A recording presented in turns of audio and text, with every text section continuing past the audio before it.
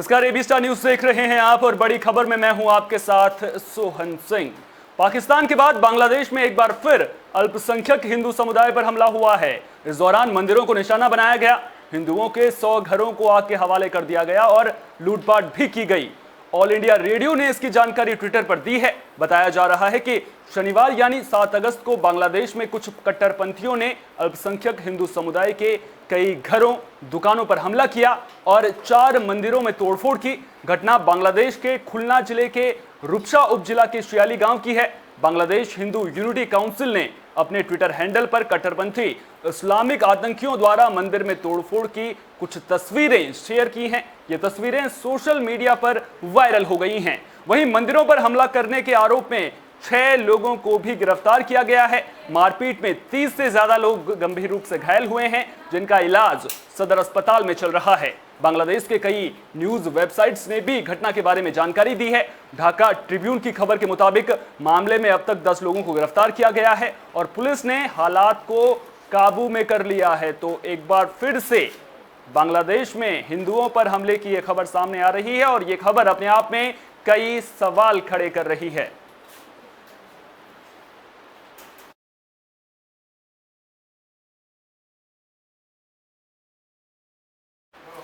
इसी खबर पर ज्यादा बातचीत के लिए हमारे एग्जीक्यूटिव एडिटर दिवाकर विक्रम सिंह हमारे साथ जुड़ गए हैं।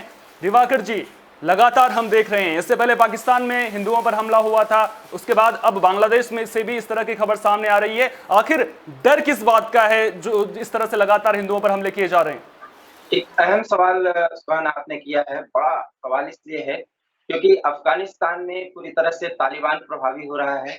पाकिस्तान में एक तरह से एंटी हिंदू, एंटी इंडिया नहीं, एंटी हिंदू फीलिंग्स जो हैं वो इधर बहुत ज्यादा प्रभावी हो रही हैं, क्योंकि नरेंद्र मोदी सरकार के खिलाफ इमरान खान खुद ही उनको आरएसएस का प्रधानमंत्री कहते हैं और उसी की जो प्रतिक्रिया है वो बांग्लादेश में भी देखी जा रही है।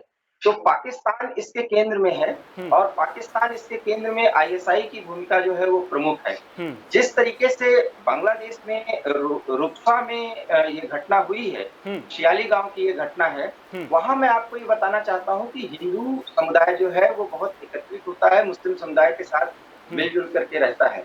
लेकिन इस जो एकता की जो भावना है इसको तोड़ने की कोशिश इसलिए की जा रही क्योंकि बंगाल चुनाव के बाद जिस तरीके से बातें सामने आई और वहां पर ममता बनर्जी के सरकार के संभालने के बाद ही जिस तरह की घटना हुई और हिंदू मुस्लिम राइट्स की एक स्थिति वहां पर बनी और देखी गई कि हिंदुओं के खिलाफ सख्त कार्रवाई की गई है कट्टरपंथियों की तरफ से।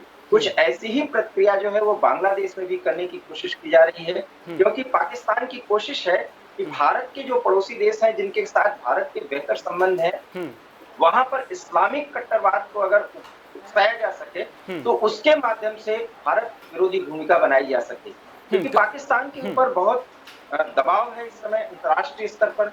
इसलिए सीधे सीधे तौर पर वो किसी मामले में इन्वॉल्व नहीं होता है, होना चाहता है, और अगर वो इन्वॉल्व होते हैं तो वहाँ सख्त कार्रवाई करने का दिखावा किया जा सकता है। जैसा कि आपने भी बताया कि पाकिस्तान में भी कई हिंदू मंदिर तोड़े गए, लेकिन वहां पर दिखावे के लिए कार्रवाई की जाती है। हाँ, जिस तरह से आप बता रहे हैं कि लगातार जो पाकिस्तान है वो इस्लामिक कट्टरपंथ को बढ़ावा देने की कोशिश कर रहा है, लेकिन यहाँ पर एक और बड़ा सवाल निकलकर सामने आ रहा है कि आखिर हिंदुओं को ही निशाना क्यों बनाया जा रहा है। और उससे भी बड़ा सवाल ये कि आखिर इस मुद्दे को लेकर के हमने देखा कि जब पाकिस्तान में हिंदू मंदिरों पर हमला हुआ था तो भारत में जो हिंदू संगठन थे उन्होंने भी प्रदर्शन किया था, लेकिन केवल प्रदर्शन करने से तो काम नहीं चलेगा, अंतर्राष्ट्रीय स्तर पर इसको लेकर के आवाज उठानी पड़ेगी। जब आवाज उठेगी तभी इस पूरे मामले का हल निकल पाएगा, समाधान हो पाएगा। तो इसमें आपने 2 सवाल किया कि हिंदुओं को ही क्यों निशाना बनाया जाता है। तो सबसे बड़ी बात है कि इस्लामिक कट्टरता अगर प्रभावी होगी, जुनून चढ़ेगा युवकों में, जो कट्टर इस्लामिक पैन इस्लामिक फोर्सेस हैं उनमें तभी जुनून चढ़ेगा जब ये दिखाया जाएगा कि हिंदू फोर्सेस जो है वो बहुत प्रभावी हो रही है। खास करके ये पूरे खित्ते में जो भारतीय उपमहाद्वीप है, इस खित्ते में हिंदू मानसिकता जो है वो प्रभावी हो रही है। नेपाल में भी प्रभावी हो रही है, भूटान हमारा पड़ोसी देश है, श्रीलंका में भी प्रकारांतर से बौद्ध हिंदुओं की जो है वहां पर प्रभाविता है।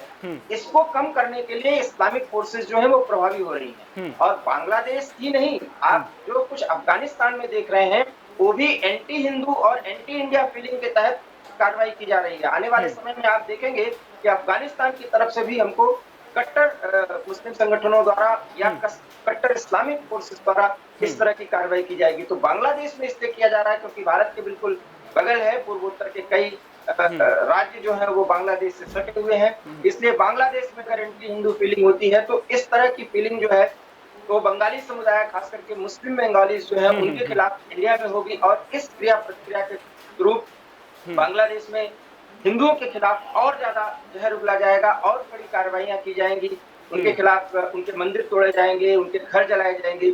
इन सब के पीछे सिर्फ एक ही उद्देश्य है कि बांग्लादेश और भारत के रिश्ते इतने खराब किए जाएं और वहां पर इस्लामिक फोर्सेस को इतना मजबूत किया जाए कि जो काम पाकिस्तान के थ्रू अभी इंडिया में किया जाता था आतंकवाद के संदर्भ में, कश्मीर को लेकर के, वही काम बांग्लादेश के जरिए जो है वो हिंदुस्तान के खिलाफ कराया जाए। अच्छा, लेकिन यहाँ पर एक बड़ा सवाल ये निकलकर सामने आता है कि जिस तरह से आप बता रहे हैं तो ऐसे में भविष्य को लेकर के चिंताएं बढ़ती हैं, और चिंताएं बढ़ना लाजमी भी है क्योंकि जो इस्लामिक कट्टरपंथ है वो लगातार हावी होता हुआ नजर आ रहा है। ऐसे में सवाल ये उठता है कि आखिर इसका समाधान क्या है, क्योंकि समाधान की दिशा में सोचना होगा, तभी जो है इस्लामिक कट्टरपंथ पर लगाम लगाई जा सकेगी।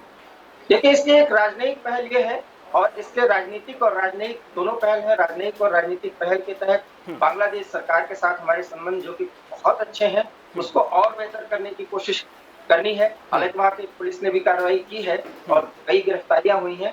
तो सरकार को इस तरह से हमें बताना होगा कि हिंदू जो है वहां पर अपने राम भरोसे नहीं है, बल्कि वहां के सरकार का दायित्व है कि वो हिंदुओं की रक्षा करे, क्योंकि भारत सरकार हिंदुत्व और हिंदुओं को लेकर के बहुत सचेत है।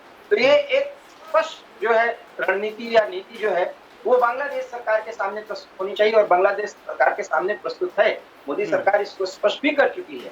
तो ऐसे में अगर प्रदर्शन होते हैं तो उसके खिलाफ हिंदुओं की एकता और शक्ति का प्रदर्शन होता है, और अगर ऐसा होता है तो निश्चित रूप से बांग्लादेश में इस्लामिक फोर्सेस के खिलाफ सख्त कार्रवाई वहां की सरकार करेगी। और अगर ऐसा करेगी तो आईएसआई के जो मंसूबे हैं, पाकिस्तान की इमरान खान सरकार के जो मंसूबे हैं, वो पूरी तरह से फेल हो जाएंगे। दिवाकर जी, लेकिन यहाँ पर एक और सवाल निकलकर सामने आता है। जिस तरह से आप कह रहे हैं कि राजनयिक पहल करने की जरूरत है, वहां की सरकार को इस पर लगाम लगाना होगा और कार्रवाई करनी होगी, लेकिन ये कोई पहली घटना नहीं है। इससे पहले भी बांग्लादेश में हिंदू मंदिरों पर हमला हो चुका है। पाकिस्तान से जिस तरह से आप इसका कनेक्शन बता रहे हैं वो भी सामने आ रहा है। लेकिन जब इस तरह से लगातार हमले होंगे, एक के बाद एक हमले होंगे, तो फिर भरोसा कैसे होगा? वहां की सरकार पर भरोसा करें तो फिर कैसे करें?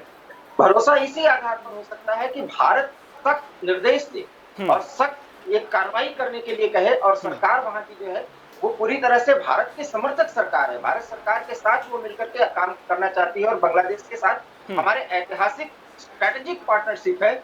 ऐसे में बांग्लादेश सरकार को ये समझाना होगा कि अगर हिंदुत्व और हिंदू वहां पर परेशान होंगे तो सरकार की चिंता बढ़ सकती है, और अगर सरकार की चिंता बढ़ती है तो निश्चित रूप से इस मामले को लेकर के बांग्लादेश में जहां भी हिंदू समुदाय एकत्रित होकर के रहता है या जहां पे हिंदुओं की आबादी ज्यादा है, उनके मंदिर ज्यादा है, उनकी सुरक्षा बढ़ाई जाए। और यही एक दबाव, यही एक जो पॉजिटिव प्रेशर है, इसी को बना करके किया जा सकता है, क्योंकि ज्यादा प्रेशर अगर बनाया जाएगा तो संबंध खराब होने का डर है, और हम अपने पड़ोसी को नाराज नहीं कर सकते, क्योंकि बांग्लादेश की वर्तमान सरकार भारत के साथ मिलकर के काम करना चाहती है। लेकिन वहां पर जो पैन इस्लामिक फोर्सेस हैं वो इसलिए प्रभावी हैं क्योंकि आईएसआई का गढ़ बांग्लादेश में वैसे ही बना हुआ है जैसे नेपाल में है, जैसे अफगानिस्तान में है। तो अभी तो आप एक रूप देख रहे हैं, जिस तरीके से तालिबान पूरे अफगानिस्तान में प्रभावी हो रहा है, अगर तालिबान की स्थिति वहां पर मजबूत होती है तो आने वाले समय में आप देखेंगे कि बांग्लादेश में जिस तरह की घटना हो रही है, ऐसी घटनाएं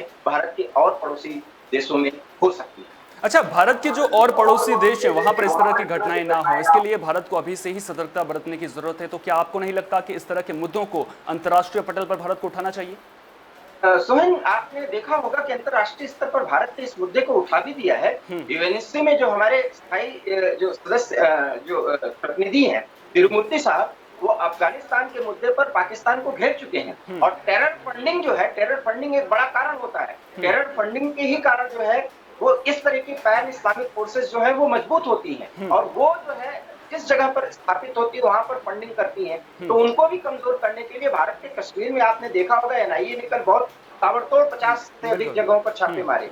इस तरह की छापेमार कार्रवाई भी जो है वो भारत सरकार उनको बता सकती है कि आप ऐसा करिए, क्योंकि पैन इस्लामिक फोर्सेस उनके जो टेरर फंडिंग के जो साधन है उनको अगर खत्म नहीं किया जाएगा तो बांग्लादेश भी पैन इस्लामिक फोर्सेस का गढ़ बन जाएगा जो बना हुआ है। उसको बहुत कुछ कंट्रोल करने की वर्तमान सरकार बांग्लादेश की कर रही है, लेकिन कोई ऐसी फोर्सेज हैं जो इस्लाम अर्थात धर्म के नाम पर एकत्रित होती हैं, और अगर ये धर्म के नाम पर एकत्रित होकर के हिंदुओं के खिलाफ कार्रवाई कर रही हैं, तो भारत सरकार जो है वो बहुत पॉजिटिव मैनर में ये बात कहेगी और कह रही है कि किसी भी कीमत पर हिंदुओं के साथ वहां पर अत्याचार बर्दाश्त नहीं किया जाएगा, और इसको खत्म करने के लिए जो कुछ भी सहयोग भारत सरकार का अगर बांग्लादेश सरकार मांगेगी उसे दिया जाएगा, चाहे वो इंफॉर्मेशन के संदर्भ में हो और चाहे दूसरे और तौर तरीके।